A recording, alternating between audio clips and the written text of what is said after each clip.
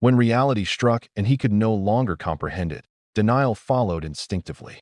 The Demon King had never understood that truth until now. The black flames he had once revered as absolute failed to consume the heroes. The scales he believed inviolable shattered as the sword god's blade pierced his chest and heart alike. Blood surged up his throat as he coughed violently. The sword still lodged deep within him. Lying there, he could not understand. He had always been different. No, superior. He had entered the Demon King Military Academy as its top student and graduated summa cum laude, a paragon among his kind. The Demon King's standards, a doctrine established by the first Demon King Emperor who laid the foundation of the demon realm, had been his gospel. He had researched it more thoroughly than anyone, followed it more faithfully than any ruler before him. As the standards dictated, he built a tower. He kidnapped princesses. He nurtured the heroes who came to rescue them. To a demon king, their despair, rage, and grief were the richest nourishment. Killing them too early was wasteful. True sincerity lay in allowing them to grow, then devouring them at their peak. The stronger the hero, the more exquisite the feast. He had followed the standards flawlessly. Conquest should have been inevitable. He had absorbed the sorrow and fury of countless heroes and civilians alike, rising to become the strongest demon king in history. And yet, why was he the one sprawled on the floor, broken, defeated, utterly humiliated? Blood spilled from his mouth as he struggled to breathe, his gaze lifting toward the hero standing before him. The man's expression was twisted with mockery, his eyes brimming with malicious delight. The hero asked, almost bored, how this had happened. The Demon King was startled. Before he could respond, the hero continued, his grin widening into something manic. He remarked that demon kings always said the same things, always stared in disbelief when reality crushed them. He admitted he could never understand it. The Demon King, trembling, called it nonsense. The hero laughed and echoed the word back at him. He pointed out how demon kings always kidnapped the most famous princess, always left obvious clues, announcing their presence like fools. He leaned closer, gripping the Demon King's head and driving the sword even deeper into his chest. He asked if the Demon King was stupid. If he had truly wanted chaos, he said, he would have killed the king instead.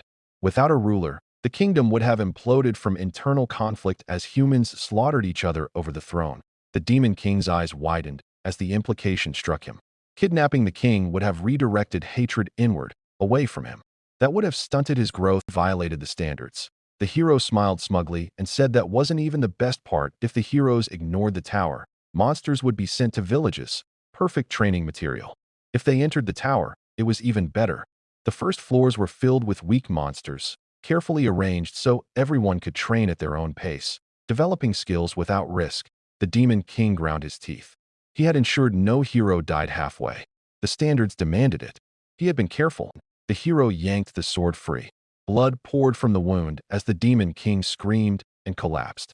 Standing beside his body, the hero mocked him again, saying that whenever the tower became boring, all they had to do was kill the Demon King.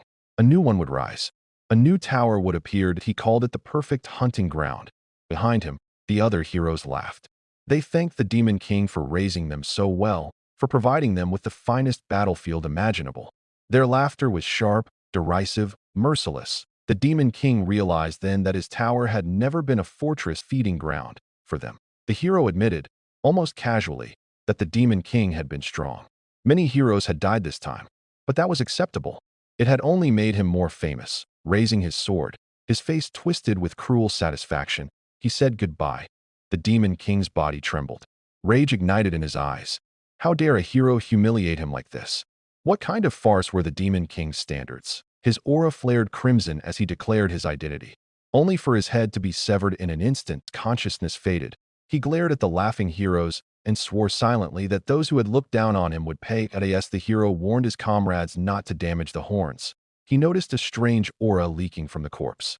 Realization came too late. Before anyone could flee, a violent explosion erupted from the Demon King's remains, engulfing everything in an instant.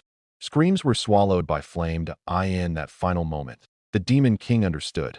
The standards were wrong. That if he had known that heroes despised Demon Kings because of those standards, he would never have followed them. If he were ever given another chance, to hell with standards, he would give them orcs. That a voice calling his name cleaved through the darkness. Burge Diaz. His eyes snapped open. The first thing that struck him was confusion, sharp, disorienting. He was alive. That realization hit harder than the voice itself. Before he could process it, someone called for him again, urging him toward the stage. Only then did it become clear. He was the protagonist of this story, the Demon King, Burge Diaz. As he stiffened as he stepped forward, disbelief coiled in his chest. The hall, the banners, the atmosphere, everything was impossibly familiar. This place, it can't be. He thought that a bearded man stood at the center of the platform, his voice stern yet restrained. He questioned why a mind as brilliant as Burge Diaz's would behave so absent-mindedly on his own graduation day. Only then did it click. Diaz's gaze dropped to the red badge pinned to his chest. The insignia granted to all who graduated from the Demon King Military Academy, the unmistakable symbol of a future Demon King. Realization struck like a blade. This was the graduation ceremony. Not just any graduation, but the one from 15 years ago. The announcement echoed through the hall, calling all graduating students to the stage. Diaz's expression darkened.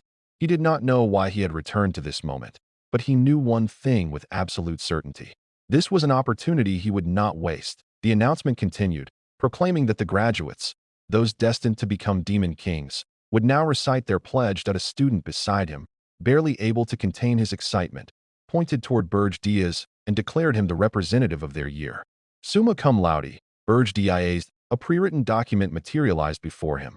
Diaz stared at it in silence. The Demon King's standards. He had seen those words countless times, memorized them, lived by them, followed them more faithfully than anyone else. And yet, it was precisely those standards that had been twisted into the hero's sacred trinkets and ultimately led him to ruin. As he surveyed the faces before him, disbelief curdled into rage. They expected him to swear to this doctrine again, to bind himself, once more, before the entire academy. Frustration bled into fury. The same student from earlier, unnerved by the change in Diaz's expression, trembled as he urged him to begin reciting the great Demon King's standards. Diaz refused. The word fell like a thunderclap. Shock rippled through the hall. Eyes widened. Breaths caught. Diaz raised his voice, his contempt no longer restrained. He declared that he would not pledge himself to something so profoundly idiotic. Following those standards, he said, was nothing but foolishness, an exercise in self-destruction. The Demon King's standards were not sacred. They were trash. The hall descended into stunned silence. No one spoke. No one moved. Even the academic director faltered. Burge Diaz reflected inwardly that this was the moment when the Academy's greatest prodigy, the flawless summa cum laude, ended up dead last. The moment Burge Diaz finished speaking, a hand slammed violently against the council table. Crimson flames flared from the man's eyes as fury distorted his features. His voice thundered through the chamber as he declared that Diaz could be executed on the spot for daring to insult the sacred standard of the Demon King. The one who erupted in rage was Arkine Blarumph. Arkine continued his tirade, while Diaz stood motionless before him, wrists locked and held out in restraint. Yet, after a long, seething pause, Arkine's tone shifted. He announced that, in light of Diaz's exemplary service record and exceptional talent, a single chance would be granted. Diaz was ordered to retract his reckless statement immediately and offer a formal apology to the entire demon realm. If he refused, his assignment would be Arian. The chamber erupted in shock. Arian, the dimension where demon kings were sent to die. A place so lethal that execution would have been kinder. Whispers spread rapidly. Why offer mercy to a criminal like this? An apology was far too lenient. He deserved death for insulting the standard. Arkine silenced them with a sharp glare before fixing his gaze on Diaz once more. He asked whether Diaz truly understood what Arian was, a dimension where countless demon kings had already perished. Diaz answered calmly. He told Arkine to send him there. Then, without a trace of hesitation, he added that he would return after proving the standard itself was worthless. The declaration stunned Arkine. Enraged, he immediately invoked a magic circle beneath Diaz's feet and roared that there would be no leniency. He ordered Diaz's immediate deployment to Arian. All valedictorian privileges were revoked. No demon subordinates would accompany him. Until the conquest was complete, Diaz was banned from entering the demon realm. Diaz vanished. He fell through the magic circle, plunging from the sky into another world. Diaz reflected that the outcome was exactly what he had expected after provoking such a scene. Still, he welcomed it that he had returned to Arian, the land ruled by the heroes who had killed him. Even before his regression, This was the dimension he had chosen himself. He had believed that only the harshest difficulty was worthy of the strongest. That arrogance had led to his death. By then, countless heroes had already learned how to exploit the Demon King's standard against its creators. Deus spread his wings and crashed onto the peak of a snow-covered mountain, the impact sending a shockwave across the frozen terrain. He identified the location as the northern continent's Erzist mountain range. Rising from the crater, he declared that he would not be deceived twice. This time, he would be the one exploiting the so-called standard, the hero's standard. Elsewhere, a man hummed cheerfully while shaving, fastening his uniform with meticulous care. He admired his reflection and sighed in satisfaction. His name was Gordon Dyrek, valedictorian of the Demon Adjutant Academy. If the Demon King Academy produced rulers, the Adjutant Academy trained those who would stand beside them. By regulation, the top adjutant served the top Demon King. Standing atop a grand platform, Gordon received congratulations from his peers. The second-ranked graduate remarked that being valedictorian truly paid off, as Gordon would serve Lord Burrs, the strongest Demon King. Nearby, the third-ranked graduate lamented that studying just a little harder might have earned him that honor. Gordon responded modestly, stating that the Demon Kings his peers would serve were formidable as well. Yet inwardly, his thoughts burned with pride. Burrs Deus, of the Black Dragon clan, was a once-in-a-millennium genius. Graduating in the same year as him felt like a blessing. With Lord Deus, conquering any dimension seemed inevitable. Gordon imagined himself writing a new chapter in the demon realm's history. Those dreams shattered the moment he heard Deus refuse the council's demand. Before Gordon could process what was happening, he was abruptly teleported, luggage and all, into Arian. Still reeling, Gordon heard Deus remark that although no demon was supposed to accompany him, the council must have decided to provide the bare minimum. Turning, Gordon saw Deus greet him casually. Gordon demanded to know why he had done such a thing. When Deus feigned ignorance, Gordon exploded, shouting about the standard. Even if Deus had grievances, why voice them there of all places? And why Arian? He accused Deus of condemning them both to death. Deus told him to calm down, joking that Gordon would tear out his hair at this rate. Gordon snapped back that his hair was hardly the issue. Observing his distress, Deus wondered whether Gordon had always been like this. In the previous timeline, Gordon had been bold, declaring that conquering Arian would be difficult but possible under Deus's command. Remembering that confidence, Deus concluded that circumstances had changed. Revealing his regression would only make Gordon think him mad. Eventually, Gordon composed himself and apologized for his outburst, stating that he would fulfill his duty regardless. He began reciting the Demon King's standard. Rule 1. A Demon King must build a tower. The tower must not be concealed or placed in terrain too difficult to access, ensuring heroes can locate it. Gordon pointed out that the surrounding mountains were too rugged and inaccessible for humans. Building a tower there violated the standard. They should relocate first. Before he could finish, Deus drove a stone into the frozen ground. It was a tower seed. Gordon shouted that this violated the standard entirely and demanded to know whether Deus had abandoned his pride as a demon king. Deus remained silent. He understood that disgust, faith ingrained over generations, could not be discarded without experiencing something akin to death. Just as he pierced his palm, letting blood drip onto the seed. He told Gordon that the standard was trash, especially in Arian. The gravity in his voice sent a chill down Gordon's spine. The mountain began to tremble. The seed reacted, expelling a sphere of mana that spiraled across the ground. Deus watched with anticipation. Arian was swarming with heroes, an absurd number of them. Announcements rang out as the tower recognized its user, Black Dragon Race, Burrs Deus. Summoning complete, a tower erupted from the frozen earth. Deus muttered that this was precisely why demon kings kept dying here. Humanity had deciphered the tower's mechanisms and reverse-engineered the standard. He stated that the Demon King's standard no longer functioned in Arian. It was more accurate to call it the hero's standard. Gordon was stunned. Despite everything, the tower had been summoned successfully.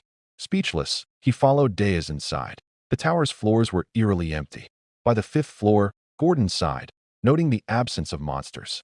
Since the tower already existed, they would have to proceed to rule. A demon king must kidnap a prince or princess close to the line of succession to harvest demonic energy from the resulting despair. Gordon advised targeting a high-ranking princess from the nearest kingdom, Corzin, to grow stronger quickly. He expected refusal. Deus surprised him by agreeing. He said he already had someone in mind. When Gordon offered to assist, Deas ordered him to guard the tower. Relieved, Gordon convinced himself that things could still be salvaged. Yet unease returned when he asked which princess Deas intended to take. Deas did not answer immediately. Instead, he flew south, to the Hilderan kingdom, the nation farthest from the tower. At a glowing window that resembled a fairy tale scene, he hovered before a golden-haired girl, the 13th princess, unnoticed and insignificant. Deas spoke words that sent a chill through the air that he announced that he had come for her. Gordon's earlier protests echoed uselessly in memory. This choice violated every rule, and that was precisely the point. As the princess looked up at Deas, doubt flickered across her expression. In a cautious tone, she asked who he was. Deas answered sharply, declaring that he was the demon king who had come to kidnap her. Instead of fear, her face lit up with an almost effervescent curiosity. Calmly, too calmly, she asked whether he would truly be able to handle her. The question caught him off guard. He stared at her in surprise, thinking it strange that she seemed to be taking the demon king so lightly. Regaining his composure, he replied that of course he could. He was after all the demon king. Without hesitation, she extended her hand toward him. With an anticipatory smile, she said that if that was the case, she would allow herself to be taken quietly. Deas narrowed his eyes and remarked that she was strangely calm, demanding to know what she was planning. She immediately denied having any scheme, pointing out that she could not possibly have known that the Demon King would appear that day. How, she asked, could she have prepared a trap for something so unexpected? Deas acknowledged the logic of her response. Still, a deep sense of incongruity lingered in his mind. Something about the situation felt wrong, yet he could not identify what. When she once again offered her hand and suggested that they leave, Deas accepted. Together they arrived at the tower near the Erzist mountain range. Upon entering, Gordon appeared before them and asked whether Deas had returned safely. Deas released the princess and brushed the snow from his clothes. He instructed Gordon to let her stay somewhere on the 4th floor.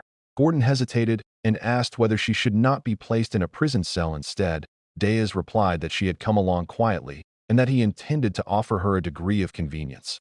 Gordon agreed, then stepped closer and said that there was something important he needed to tell him. Deas looked at him with mild surprise, wondering what Gordon had to report. On the 4th floor, the princess sat alone on the bare floor. The emptiness of the space weighed heavily on her, and a trace of sadness crossed her face as she realized the reality of her situation. It was cold. It was hard. She had truly been kidnapped as memories of her past surfaced. There were no pillows, no blankets, no attendants. No gardens, no familiar comforts of the kingdom, nothing. A faint smile curved her lips. Despite everything, she thought it was not so bad. Elsewhere, Deas sat upon his throne as Gordon stood beside him and reported that an invitation had arrived from the Tower of Beasts. It was said to be a welcome party for the newly arrived Demon King. Deas scoffed at the idea, dismissing it as nothing more than a pathetic attempt to haze a newcomer. He reflected that Demon Kings were beings of immense pride who rarely cooperated with others. However, the peculiar nature of the dimension known as Arnian had fractured that pride, forcing them into uneasy alliances. In the past, he had ignored such weaklings. This time, he decided that a brief exchange might be useful. Inside the Tower of Beasts, a massive beast lounged upon a throne, guard standing at his sides. He tore into a slab of meat as he introduced himself as Draxen, the Demon King of Beasts who had ruled the territory for 70 years. With a sharp, menacing glare, Draxen asked whether Deas was the new Demon King they had spoken of. He mocked him, remarking that despite rumors of him being a madman who insulted the orthodoxy, he appeared unimpressive. Gordon stood behind Deas as Deas coldly asked whether he had been summoned merely to provoke a fight. Draxen stepped forward, a dark aura radiating from his body. He accused Deas of speaking without understanding, stating that Archduke Alkane himself had ordered him to observe the newcomer closely.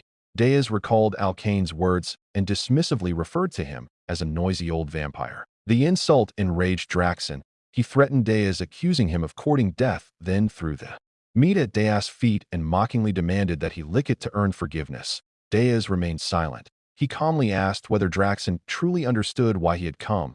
Draxen replied that it was because Deas had insulted the Demon King orthodoxy.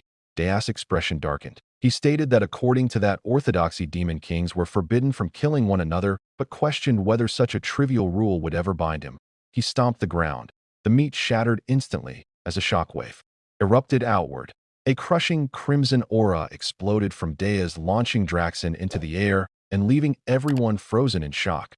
With malevolent eyes, Deas declared that he had no intention of obeying hollow traditions. Crushed beneath the overwhelming pressure, Draxon wondered what kind of monster stood before him. He tried to warn Deas that Archduke Alkane demanded a report regarding the kidnapped princess within a month, or his authority would be stripped. Before he could finish, Deas turned to leave. Casually, he remarked that if the issue was the princess, he had already kidnapped one, and that she happened to be a woman who suited his tastes. Draxon was left in stunned confusion. Back at the tower, Gordon praised Deas for displaying the dignity of a true demon king. Deas dismissed the compliment, noting that for now their enemies would not act rashly. Still, he warned that preparations were necessary. He ordered Gordon to check on the princess' condition, stating that he needed to determine how she could be used. As Gordon departed, Deas leaned back in frustration. The consequences of insulting the orthodoxy were more troublesome than he had anticipated. Yet even so, he knew he would reject it again if given the chance. Submitting to worthless traditions was worse than death. This time he resolved to build a secure foundation from nothing. Checking his status, he expected to gain only a small amount of demonic energy from kidnapping a low-ranked princess. Instead, he was stunned to see that he had accumulated 13,000 points. Before he could question it, a notification appeared. There was a video message from the Tower of Beasts. In the recording, Draxon congratulated him, admitting that while their first meeting had been unpleasant, such a feat was extraordinary in Arnian. He expressed admiration and questioned whether insulting the orthodoxy had been deliberate.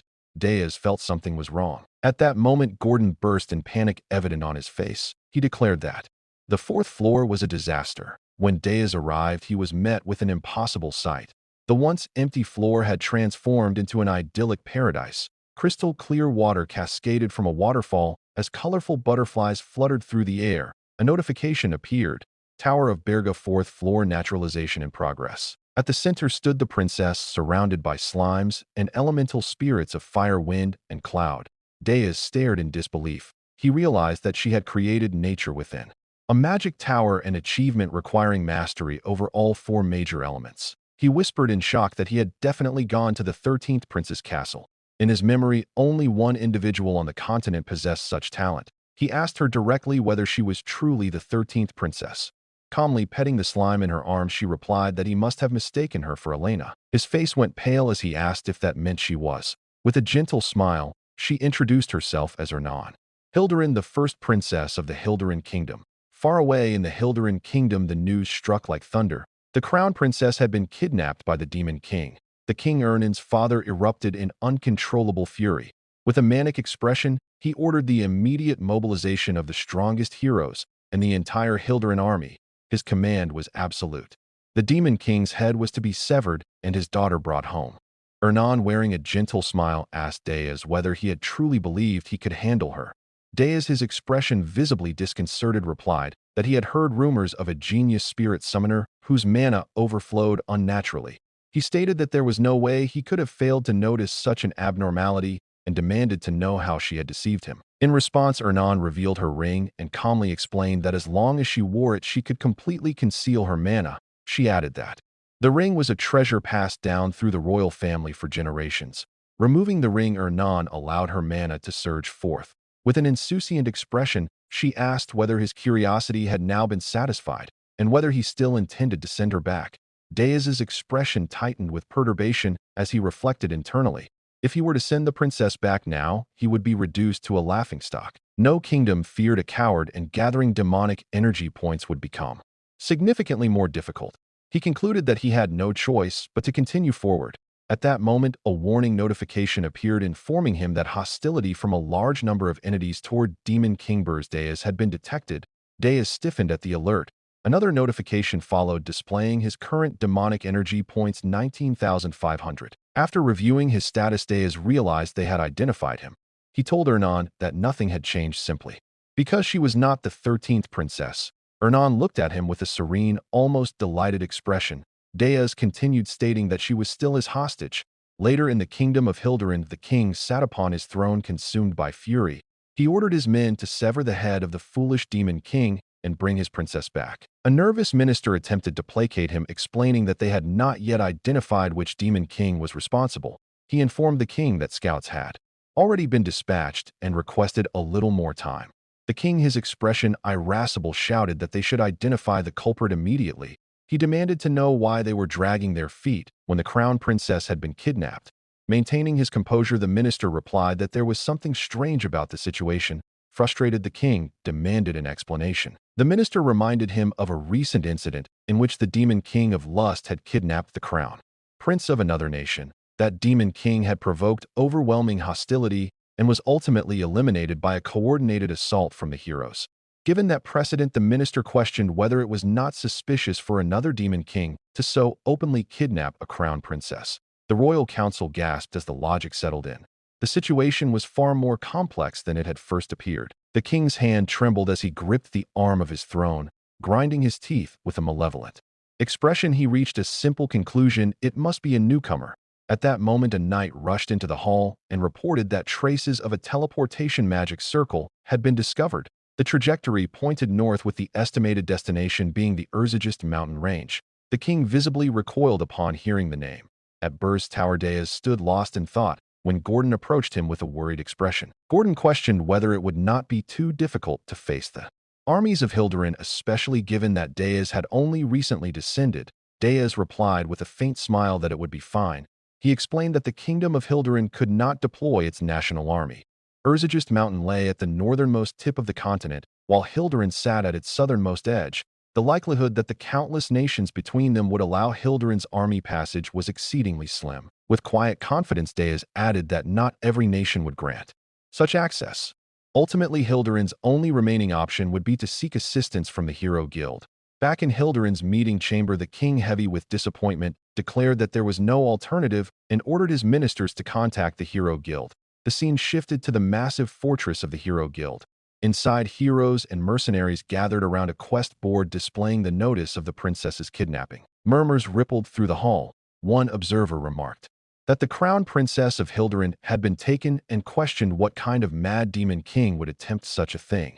Upon seeing the destination listed as Urzagist, others hesitated. Knowing the region was infested with calamity-rank monsters, many quietly turned away.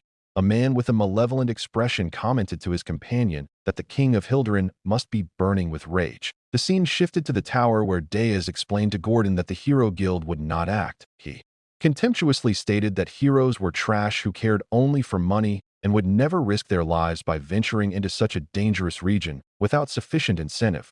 He added that this was precisely why he had established his base in Urzagist. Gordon was stunned by the depth of his foresight. He realized that although Deas did not follow conventional tactics, he understood the continent of Arain as though he had lived there long before. In Hildurin, the king roared in fury as not a single hero stepped forward. He demanded to know how they could call themselves heroes without courage. A minister explained that due to the overwhelming number of heroes in Arain, most had grown accustomed to calculating profit above all else and rarely acted without guaranteed rewards. As Deas reviewed his status, once more he concluded that it would take time for a hero party to form and even longer for them to arrive. Even then, his current demonic energy was insufficient to confront a hero army. He knew the terror of their sheer numbers, having already experienced it once painfully. He instructed Gordon to contact Draxen, explaining that he intended to sell his demonic energy in exchange for human currency.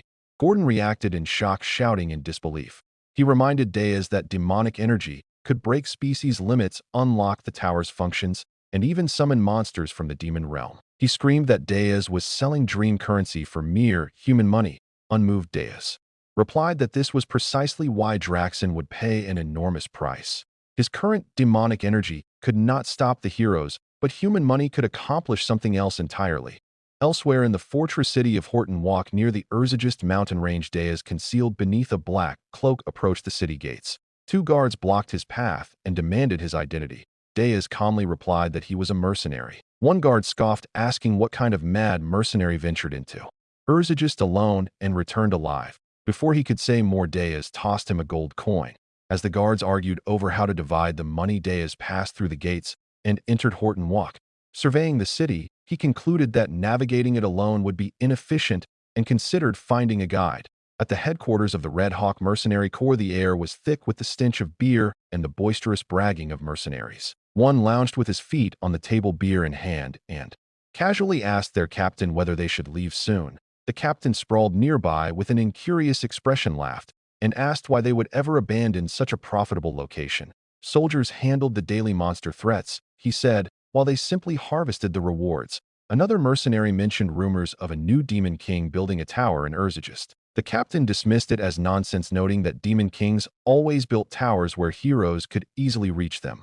When someone added that the demon king had kidnapped the crown princess, the captain scoffed, asking whether anyone had ever seen a demon king travel to the edge of the continent to abduct royalty. Another claimed that the hero guild had refused a massive reward after learning the destination. The captain waved it off as theatrics, asserting that heroes were merely squeezing the kingdom for more money. Heroes were notoriously money-obsessed, and the group unanimously agreed. Before he could finish, Deus appeared behind him.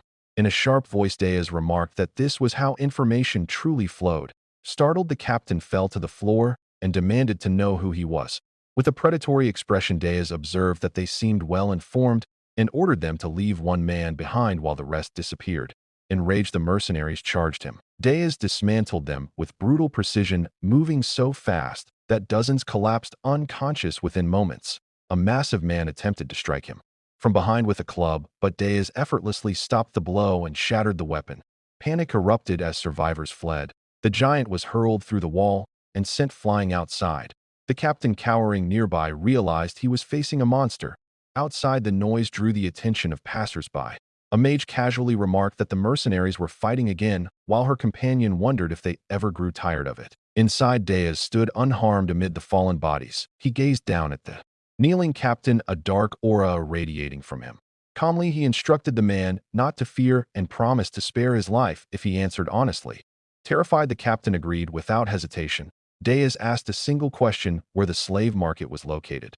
The scene shifted as the trembling captain guided Deus through the city to a mansion. Inside, Deus observed that only human slaves were displayed. The captain asked whether this displeased him. Deus tossed him a bag of gold and stated that there must be rarer goods. Instantly obsequious, the captain eagerly agreed and led him downstairs. As they descended into a dark chamber, Deus recalled his earlier conversation with Gordon. When asked what he intended to do with human money, Deus had answered calmly that he would buy slaves. He stopped before an elf with green hair, chained and muzzled, his eyes blazing with hatred. Observing him closely, Deus concluded that an elf renowned for integrity would make an ideal spy to mislead the heroes. Back in Hilderane, Harold announced the arrival of hero Highland Cargill. The king, visibly relieved, declared that although others had failed him, he had always believed Highland would come. Highland Cargill, clad in radiant armor, knelt confidently and vowed to rescue the crown princess and return with the demon king's head in the name of justice. Deus gazed upon the elf confined within the iron cage, his thoughts racing with ruthless clarity. Employing elves as spies, tools to mislead and misdirect the heroes, was an exceedingly effective stratagem. Elves were revered across the continent as a pristine and virtuous race. Precisely for that reason, the resulting devastation would be all the more profound. At that moment, the proprietor of the slave market arrived. Wearing a practiced, ingratiating smile, he inquired as to the kind of slave Deus sought. Without the slightest hesitation, Deus replied that he desired an elf. Then, gesturing indifferently toward the captain, he added that the payment would be covered by him. The captain stiffened in disbelief. Observing his reaction, Deus turned toward him, his expression hardening as a crimson aura slowly seeped from his body. In a low, menacing voice, he asked whether there was a problem. Terror overtook the captain at once. He hastily assured him that there was none. Fumbling through his bag, he withdrew several gold coins, handed them over, and muttered that he should be the one paying regardless. Deus proceeded toward the elf and instructed both men that he needed to verify something, ordering them to wait outside. The owner, visibly unsettled, warned him that if the elf were to lose control, the situation could become perilous. Deus replied calmly, gesturing toward the captain, that it would be fine should anything occur. Compensation would be provided. At those words, the captain's face twisted into a sardonic grimace. Approaching the open cage, Deus severed the elf's restraints with demonic energy. Fixing him with a cold stare, he remarked that it was a pitiful sight, a noble elf reduced to the indignity of slavery. Sensing the demonic aura, the elf recoiled in alarm and demanded to know whether Deus was a demon. He questioned what possible business such a being could have with an elf. Deus extended his offer. He told him that he would grant him an opportunity to exact vengeance upon humanity. The elf, incredulity etched across his face, replied that while the offer was tempting, a demon's words were no more trustworthy than a human's. Deus asserted that he was different. He proposed a contract faithful service for 50 years, after which he would personally guarantee the elf's safety and freedom. He added that for an elf 50 years was scarcely a burden and far preferable to enduring ceaseless humiliation at human hands. The elf countered sharply that demons sought the destruction of the world tree, the sacred foundation that sustained elven existence itself. Locking eyes with Deas, he demanded to know how such a creature could be trusted. With a dismissive tone, he further remarked that it was absurd for a demon to offer aid to an elf in the first place. Deas inwardly acknowledged that the elf had struck at the heart of the matter. After a brief pause, he altered his approach. A calculating smile curved his lips as he suggested a different course. Summoning the Book of Demon King standards, he swore a solemn oath under the canon of the great Demon King. He vowed never to lay a hand upon the world tree and to honor every promise made to the elf. The elf was stunned. To a demon, he realized the Demon King's canon must hold the same sanctity as the world tree did to the elves. Deas then fully released him from his chains and instructed him to swear upon the world tree in turn to serve for 50 years. The elf smiled faintly, calling him a peculiar demon. Rising to his feet, he introduced himself as Granada of the Maple Tree and declared that he would walk his path straight to the Demon King who had sent him. Deas replied evenly that he himself was the Demon King. Granada froze in disbelief. Then, after a moment, he burst into hysterical laughter. Still laughing, he seized Deas by the shoulder and shook him, mocking the claim. He declared it impossible for the Demon King to abandon his tower and weaken himself merely to purchase a single slave. He added that if Deas truly were the Demon King, he would serve not for 50 years, but for 100. Later, the scene shifted to the 5th floor of Burz's tower. Deas sat upon his throne, Gordon at his side, while Granada stood before them. Deas reminded him of the 100-year contract. Granada recoiled in shock, demanding confirmation that Deas truly was the Demon King. Frustration boiled over as he accused him of fraud, complaining that Deas had failed to mention how barren the tower was, that the first 3 floors were devoid of life, and the 4th consisted solely of nature. He demanded to know what kind of Demon King ruled from a tower without even a single monster. Exasperated, he declared that revenge was impossible under such conditions and that he would not survive even a year before heroes arrived. He insisted that he could not work in such circumstances. In response, Deas released his demonic aura. His voice sharpened as he asked whether Granada had already forgotten the contract. Granada was petrified. The sheer pressure of Deas' magi alone was suffocating. In that instant, he understood Deas truly was the Demon King. He reasoned that despite the tower's emptiness, none of Urzages' monsters had dared approach.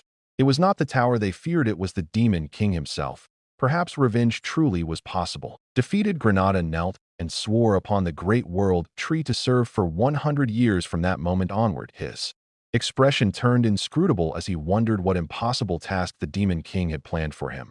Instead, Deas ordered him to prepare a meal. Granada was utterly stunned. In the kitchen, knife in hand, he began working in silence. The rhythmic impact of steel against wood did little to steady his thoughts. This was not what he had envisioned. He had expected covert operations, calculated betrayals, perhaps blood-soaked retribution carried out in the Demon King's name, not menial labor. A woman soon stepped beside him. She greeted him cheerfully and offered her assistance, remarking that vegetable bread would suffice for her. Without awaiting a reply, she began chopping with astonishing speed, her movements fluid and unerringly precise. Later, within the 5th-floor dining hall, they gathered to eat. Granada sat rigidly beside Gordon, repeatedly glancing toward the woman across the table. At last, he leaned toward Deas and asked in a hushed voice whether she was from Hilderin. Deas answered calmly that she was Ernan Hilderin. Granada leapt to his feet. Horror contorted his features as he shouted that abducting the crown princess was madness. He demanded to know how they were expected to survive when a hero inevitably arrived, especially with a tower so thoroughly undefended.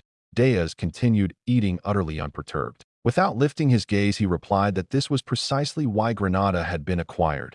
Granada's expression went vacant. No words followed. Deas praised the food, remarking that it was surprisingly well prepared. Ernan added brightly that she had helped. Granada could only stare, convinced that reality itself had begun to fracture. Later, on the 4th floor, Granada confronted Deas once more. He asked whether he was expected to battle heroes when they arrived. Deas replied that if a hero ever entered the tower, the outcome would already be decided. He explained that Granada's true purpose lay elsewhere, that he would destabilize the human world in his stead. Granada recoiled, incredulous, asking whether he was meant to become a spy. Deas confirmed it, adding that Granada's abilities first needed to be assessed. Granada demanded to know how he was expected to oppose the Demon King within his own domain. Deas proposed a test. He would suppress his magi entirely and use only one hand. Should Granada prevail, the contract would be reduced to 50 years. Confidence surged through Granada, drawing upon the natural energy saturating the fourth floor. He warned Deas not to retract his words. The wind rose. Leaves spiraled violently as the clash began. Granada launched himself forward, unleashing a relentless barrage of strikes. Deas intercepted every blow with effortless precision, defending with a single hand and honoring the conditions without deviation. As he parried, Deas remarked that Granada's movements were impressive for one who had endured prolonged enslavement. He correctly discerned that Granada had absorbed mana from the fourth floor to augment his physical form, an unmistakable elven technique. Granada roared that no ordinary elf could achieve such mastery. He accused Deas of choosing the wrong opponent and the wrong battlefield. Nature answered his call. Vines erupted from the earth, ensnaring Deas' leg. Seizing the opening, Granada surged forward, declaring that the Demon King would be returning his 50 years. A sinister smile crept across Deas' face. His presence darkened. He acknowledged calmly that Granada was indeed useful. In an instant he vanished, reappearing behind Granada, eyes glowing crimson, his overwhelming aura crashing down like a descending god. He reminded Granada evenly not to forget who stood before him. He assured him once more that no magi was being employed and that the force would be restrained. Then he struck. The thunderous impact reverberated throughout the tower. The test ended. The scene shifted to Hit Walk, headquarters of the Crimson Falcon Mercenary Corps. There, Captain greeted Deas with an unctuous grin, loudly proclaiming it an honor to meet him again. Deas informed him that he intended to retain the Mercenary Corps for an entire year. The captain's eyes gleamed as he eagerly asked what compensation was being offered. One mercenary muttered that no amount of money would change anything. His companion snapped back, questioning how he could speak so carelessly to the man who had utterly crushed them. In response, Deas dropped a heavy sack onto the table. Gold spilled forth. He stated that it was merely the advance. Silence followed. The mercenaries stared, awestruck by the sheer weight of the payment. Moments later, the hall erupted with loud vows of loyalty. The captain silently considered whether replacing his subordinates might be wise. Granada stood behind Deas as the Demon King fixed him with a piercing glare before ordering the mercenaries to accept the elf into their ranks. He declared that Granada would convey his directives henceforth. The captain agreed. Immediately, several mercenaries protested, questioning how a stranger could be admitted so easily. The confusion ended when Granada spoke. He introduced himself simply. His face was swollen, bruised, and wrapped in crude bandages, irrefutable evidence of his encounter with the Demon King. Shock rippled through the room, giving way to sympathy. Some mercenaries even wiped away tears as they welcomed him, clapping his back and offering encouragement. Observing the scene, Deas noted that while they appeared undisciplined, they were mercenaries based in Urzagist. Acquiring better manpower would not be simple. As he watched them, another thought surfaced. At present, the only hero who would answer Hildebrand's summons was Highland Cargill, the man who had slain the Lust Demon King. Deas announced that the Crimson Falcon Mercenary Corps' first mission would commence immediately. All eyes turned toward him. He ordered them to investigate the hero employed by Hildebrand Highland Cargill. Everyone responded to Deas with a unified affirmation, addressing him respectfully as "Yes, sir." The scene then shifted toward Burge's Tower, a colossal structure blanketed beneath endless layers of snow, its frozen exterior standing like an unyielding monument against the merciless cold. Seated upon his throne, Deas sank into deep contemplation regarding his next course of action. Having already entrusted the matter of the hero to Granada, he concluded that the responsibility before him now was singular. It was his turn to grow stronger. His gaze drifted toward his subordinates, steady yet calculating. And within that silent moment, his decision was made. Demonic energy points possessed dual utility. They could either be invested in strengthening the tower itself or channeled into enhancing the Demon King's own power. However, Burge had already exhausted every last point he possessed. Therefore, the only remaining path through which he could ascend in strength was the Spirit Blossom. The Spirit Blossom was a crystalline manifestation of mana, born after absorbing the raw essence of nature for countless years. Once consumed, it bestowed an overwhelming surge of strength upon its bearer. Here within the Urgist Mountains, where savage mana storms howled relentlessly and powerful monsters roamed unchecked, nature existed in a state nearly untouched by humanity. Consequently, the Spirit Blossoms had spent extraordinarily long years absorbing the pure mana of the natural world. allowing their energy to become exceptionally refined. Truly, it was nothing short of a treasure trove of spirit blossoms. Deas rose from his throne, his resolve solidifying, and informed Gordon that he intended to search for them personally. Gordon's expression tightened with apprehension as he cautioned that venturing out without proper preparation was dangerously reckless, comparable to attempting to find a needle in the desert.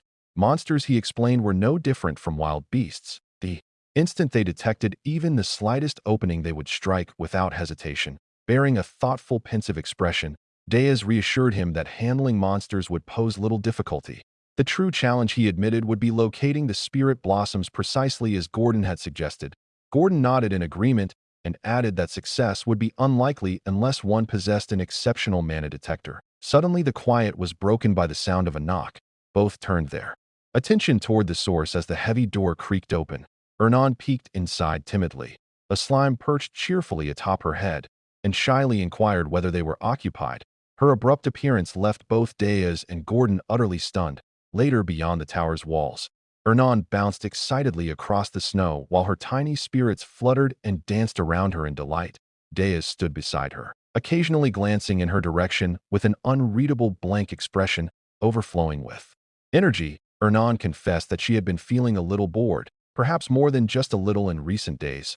She reminded Deas that he had made a promise. He would allow her to decorate the fourth floor however she desired. Deas replied that she could do as she wished provided she succeeded in locating the spirit blossoms. Internally, he reflected that she had already decorated much of the tower to her liking and wondered just how far she intended to take it. Then again, he thought the mere fact that she had conceived the idea of decorating a demon king's tower was already madness in itself. Meanwhile, wearing a serene, almost angelic expression, Ernan thought to herself that she had never imagined she would be permitted to leave the tower. It was fortunate, she believed, that she had decided to stop by and check. At that very moment, she felt Deas' hand settle firmly upon her shoulder. With a sudden unfurling of immense wings, he lifted her effortlessly into his grasp and instructed her to hold tightly. Startled and frightened, her voice trembling, Ernan pleaded for him to wait. She was not prepared. Before she could gather herself, a thunderous roar erupted behind them, and the pair launched into the sky at terrifying speed, streaks of mana trailing brilliantly through the air, suspended within the freezing currents. Ernan squeezed her eyes shut in fear. Yet slowly curiosity began to overpower her terror. She opened her eyes and gasped. The world unfolded beneath her in breathtaking vastness. On the night of her abduction, she had noticed nothing. Now, however, everything revealed itself. Sprawling oceans, towering mountains, winding valleys, and glittering snowcapes stretching far beyond imagination. Her heart quivered as memories surfaced. Every day of her past had been an endless repetition, magic training, lessons in rulership, study, training again, and then study once more. She had believed that cycle would continue unchanged until the very day she died. Brightening with genuine cheer, she remarked that she was likely the only person who had ever flown over the Urgist Mountains. Deas answered flatly that he did not care and began reminding her of what she needed to accomplish. Before he could finish, she interrupted gently, requesting that he call her Ernan rather than Princess, reasoning that since they would be seeing each other frequently, it would be better that way. Her words surprised him. He fell silent, yet his patience gradually wore thin, holding her suspended in the air with a single hand. He reflected that perhaps he had allowed her far too much liberty. His voice dropped into a cold, cutting tone as he observed that she seemed to keep forgetting her place and asked whether she wished to be relocated to the underground prison. Ernan apologized immediately. Deas then commanded her to use her spirits to search for the spirit blossoms. She obeyed at once, directing her tiny water spirits to scatter across the mountains. Below in search, Deas scoffed inwardly, thinking they would likely not find anything quickly. Yet even so, they would surely be faster than either Gordon or himself. However, before he could fully process the thought, the spirits returned. Ernan cried out in astonishment, declaring that she had found one. Sure enough, glowing amidst the snowy wilderness stood a magnificent spirit flower radiating icy blue mana. But their excitement vanished the moment they noticed a large group of massive brutal orcs surrounding the blossom, guarding it fiercely. Deas descended before them with the overwhelming presence of a demon king and declared that monsters were descendants of demons who had abandoned the demon realm.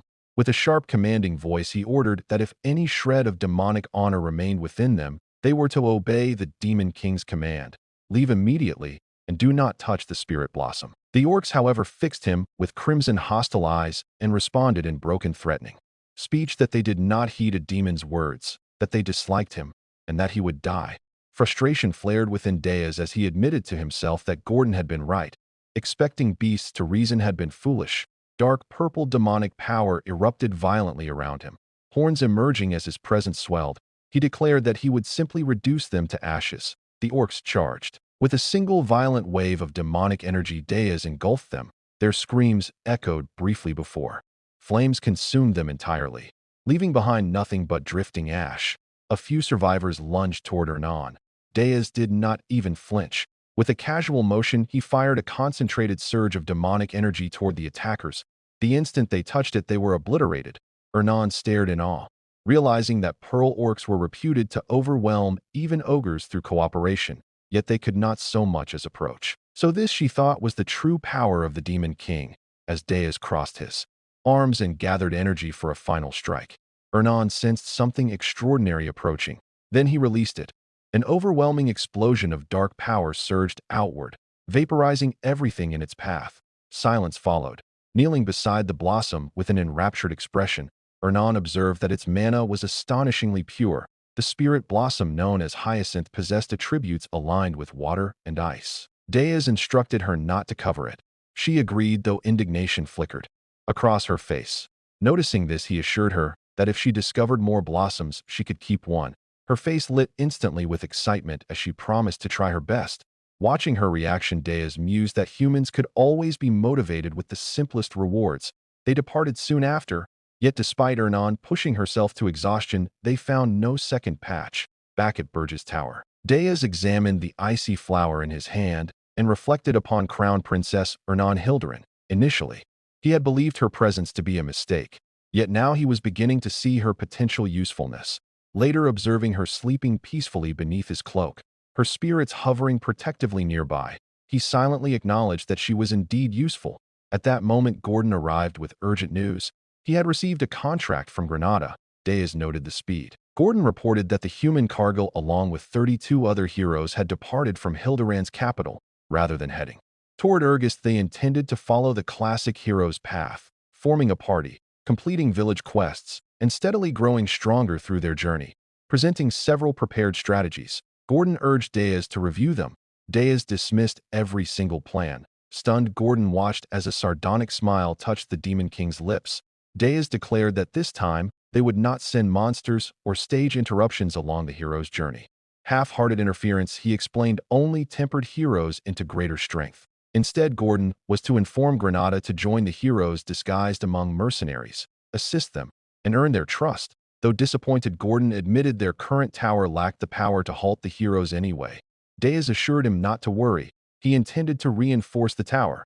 With a dwarf, Gordon erupted in exasperation, protesting that the tower already housed a human and a high elf. If word spread that a diminutive dwarf resided there as well, they would become a laughingstock. A brief surge of demonic aura silenced him instantly.